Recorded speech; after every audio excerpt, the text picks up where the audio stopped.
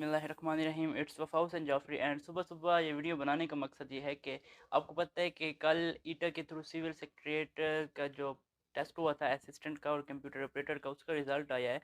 तो उसकी short listing criteria क्या होगा, कौन कौन लोग शॉर्ट लिस्ट होंगे और कितने मार्क्स वाला शॉर्ट लिस्ट होगा। तो देखें, सबसे पहले मैं आपको थोड़ा सा एक्सप्लेन कर दूं कि हर एजेंसी का अपना एक सिलेक्शन क्राइटेरिया होता है। फॉर एग्जांपल, अगर आप केपी के पब्लिक सर्विस कमीशन की बात करें तो उनकी पॉलिसी है 25:1।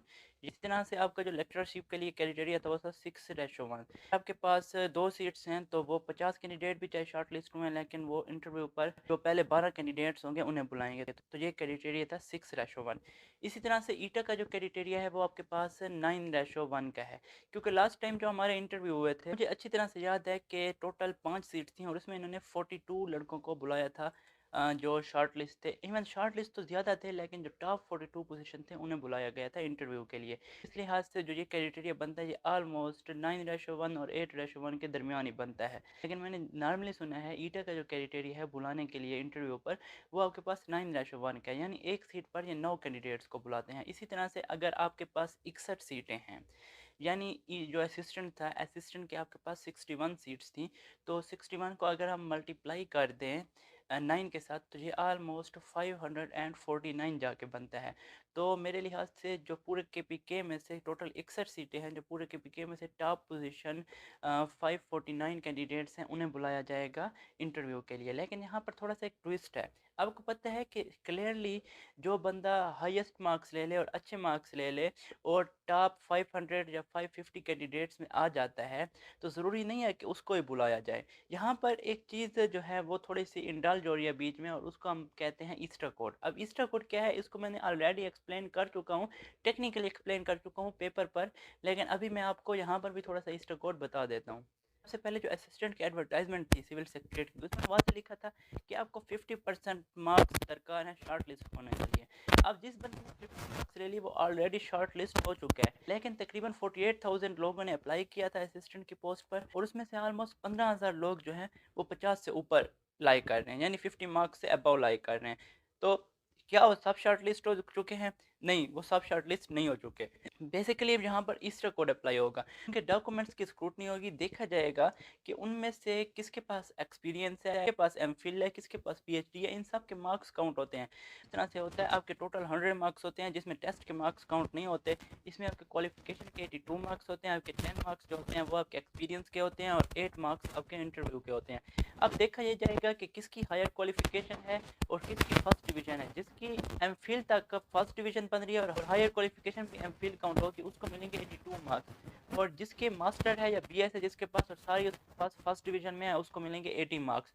तो यहाँ पर ये चीज़ हो गई, 80 मार्क्स किसको मिलेंगे और 82 मार्क्स किसको मिलेंगे। इसी तरह से अगर आपकी सेकंड या थर्ड डिवीजन है तो आपके मार्क्स की रेशो इस तरह से नीचे होती जाएगी। अब बात करते हैं एक्सपीरियंस। अगर किसी के पास एक्सपीरियंस है 1 साल का, 2 साल का या 5 साल का, तो फिर आपको उस लिहाज से 3 नंबर, 5 नंबर या 10 नंबर मिलेंगे आपके। इस तरह से 92 नंबर हो जाएंगे। और इस बेस पर यानी किसी के 92 पूरे होंगे, किसी के 82 होंगे, किसी के 85 होंगे, किसी के 80 होंगे।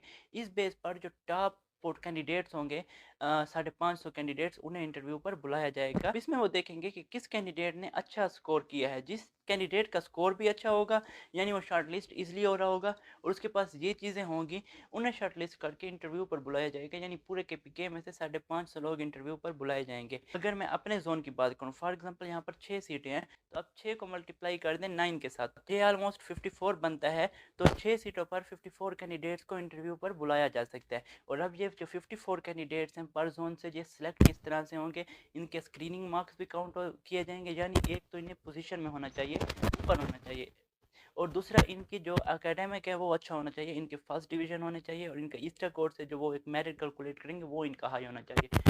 मेरे लिहाज से असिस्टेंट का मेरिट हमेशा हाई रहा है। बाकी तमाम पोस्ट से असिस्टेंट का मेरिट इसलिए हाई होता है क्योंकि इसमें एक दूसरा फेज़ नहीं होता जिसको हम टाइपिंग टेस्ट बोलते हैं। अगर हम जूनियर क्लर्क की बात करें, कंप्यूटर ऑपरेटर की बात करें, तो उसमें एक फ़ेज़ होता है जिसमें काफ़ी लोग जो हैं वो फिर से स्क्रीन आउट हो जाते हैं, निकल जाते हैं। लेकिन असिस्टेंट के टेस्ट में जो आप टेस्ट में मार्क्स लेते हैं उसी की बेस पर को नेक्स्ट फेज़ में इंटर कर दिया जाता है। क्योंकि लास्ट टाइम जो CNW का मेरिट था वो भी 70+ था। इसी तरह से एक और डिपार्टमेंट था, मुझे याद नहीं आ रहा, उसका भी मेरिट 70+ था। लेकिन अगर सेक्रेटरीट की बात बात करें जहाँ पर वाज़े हमें बढ़तरी नहीं दिख रही मार्क्स की, किसी के मार्क्स इतने अच्छे शो नहीं हो रहे, कोई इक्का दुक्का लोग हैं जो 70 प्लस हैं और एक बंदा अभी तक मैंने 80 प्लस देखा है। तो हो सकता है इसका मेरिट 60 के करीब आ जाए, लेकिन 60 से नीचे आने के चांसेस थोड़े मुश्किल है, क्योंकि काफ़ी लोग होते हैं जो वाज़े नहीं होते। सोशल मीडिया पर हर कोई अपना रिजल्ट शेयर नहीं करता, लेकिन उनके मार्क्स होते हैं वो काफ़ी हाईएस्ट होते हैं।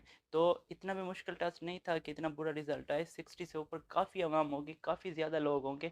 हाँ, अगर 136 150 लोग हैं 60 से ऊपर, तो फिर तो मसला नहीं है, फिर तो जो 58 57 पर हैं वो लाजमी इंटरव्यू के लिए बुलाए जाएंगे। अगर मतलब कोई 150 200 से ज़्यादा आवाम है 60 से ऊपर, तो फिर मुश्किल है, यानी 57 58 तक जो लोग हैं उन्हें इंटरव्यू पर नहीं बुलाया जाएगा। उम्मीद है आपको समझ आ गई होगी शॉर्ट लिस्टिंग प्रोसीजर और इंस्टा कोड की भी। अगर वीडियो पसंद है तो लाइक करें, चैनल लाजमी सब्सक्राइब करें। मिलते हैं नेक्स्ट वीडियो में, तब तक के लिए अपना ख्याल रखें। अल्लाह हाफिज़।